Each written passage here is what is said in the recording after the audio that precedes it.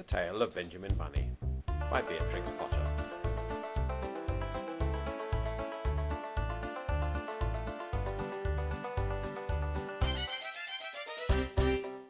One morning a little rabbit sat on a bank. He pricked his ears and listened to the trit-trot of a pony. A gig was coming along the road. It was driven by Mr. McGregor, and beside him sat Mrs. McGregor in her best bonnet. As soon as they'd passed, little Benjamin Bunny slid down onto the road and set off with a hop, skip and a jump to call upon his relations, who lived in the wood at the back of Mr. McGregor's garden. That wood was full of rabbit holes, and in the neatest, sandiest hole of all lived Benjamin's aunt and his cousins, Flopsy, Mopsy, Cottontail and Peter. Old Mrs. Rabbit was a widow. She earned her living by knitting rabbit wool mittens and muffetees. I once bought a pair at a bazaar. She also sold herbs and rosemary tea and rabbit tobacco, which is what we call lavender. Little Benjamin did not very much want to see his aunt. He came round the back of the fir tree and nearly tumbled on top of his cousin Peter. Peter was sitting by himself. He looked poorly and was dressed in a red cotton pocket handkerchief. "Peter," said little Benjamin in a whisper, "who's got your clothes?" Peter replied, "The scarecrow in Mr. McGregor's garden," and described how he had been chased about the garden and had dropped his shoes and coat.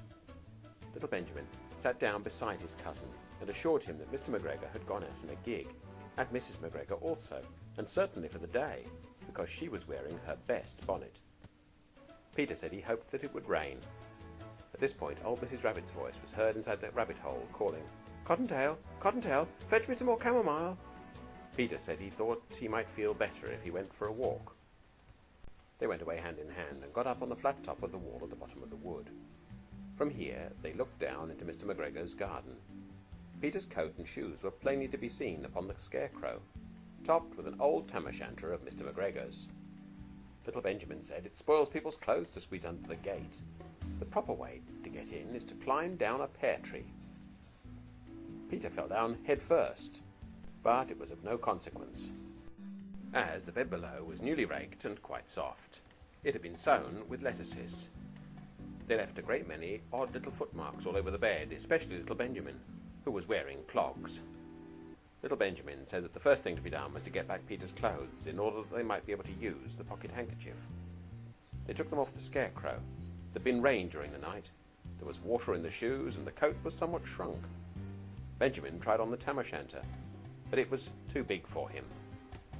Then he suggested that they should fill the pocket handkerchief with onions as a little present for his aunt. Peter did not seem to be enjoying himself. He kept hearing noises. Benjamin, on the contrary, was perfectly at home, and ate a lettuce leaf. He said that he was in the habit of coming to the garden with his father to get lettuces for their Sunday dinner. The name of little Benjamin's papa was old Mr. Benjamin Bunny. The lettuces were certainly very fine. Peter did not eat anything. He said he would like to go home. Presently he dropped half the onions. Little Benjamin said that it was not possible to get back up the pear tree with a load of vegetables. He led the way boldly towards the other end of the garden. They went along a little walk on planks under a sunny red brick wall. The mice sat on their doorsteps, cracking cherry stones.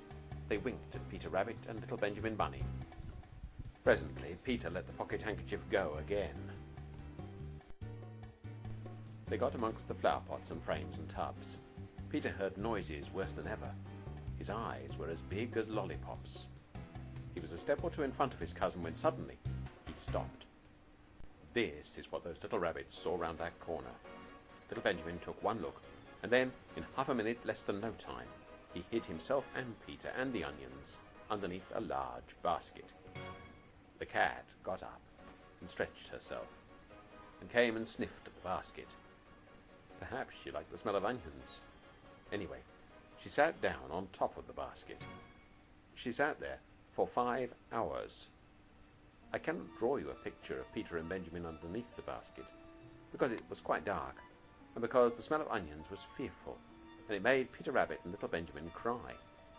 The sun got round behind the wood, and it was quite late in the afternoon, but still the cat sat upon the basket. At length there was a pitter-patter, pitter-patter, and some bits of mortar fell from the wall above. The cat looked up and saw old Mr. Benjamin Bunny prancing along the top of the wall of the upper terrace. He was smoking a pipe of rabbit tobacco and had a little switch in his hand. He was looking for his son.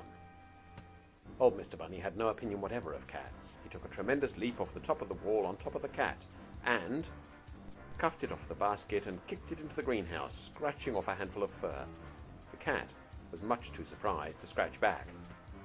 When old Mr. Bunny had driven the cat into the greenhouse, he locked the door. Then he came back to the basket and took out his son Benjamin by the ears and whipped him with a little switch. Then he took out his nephew Peter. Then he took out the handkerchief of onions and marched out of the garden. When Mr. McGregor returned about half an hour later, he observed several things which perplexed him. It looked as though some person had been walking all over the garden in a pair of clogs. Only the footmarks were too ridiculously little. Also, he could not understand how the cat could have managed to shut herself up inside the greenhouse, locking the door upon the outside. When Peter got home, his mother forgave him because she was so glad to see that he'd found his shoes and coat.